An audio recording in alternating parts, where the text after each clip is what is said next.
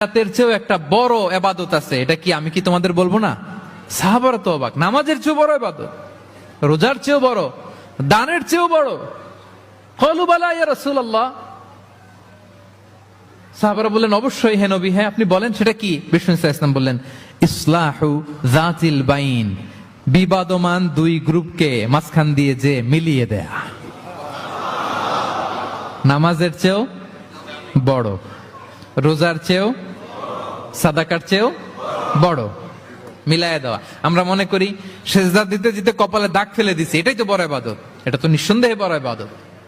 আমরা মনে করি হজ করতে করতে শেষ করে ফেলতেছি, এটাই বড় ইবাদত। জিকির করতে করতে আমরা দিন রাত এক করে ফেলতেছি, এগুলো তো নিঃসন্দেহে ইবাদত। কিন্তু দুই ভাই বিবাদমান দুই গ্রুপের মধ্যে আপনি যদি মিলিয়ে দেন, এগুলো নফল রোজা, নফল দান, নফল সালাতের চেয়েও বেশি সওয়াবের কাজ। পড়েন সুবহানাল্লাহ। তাহলে এখন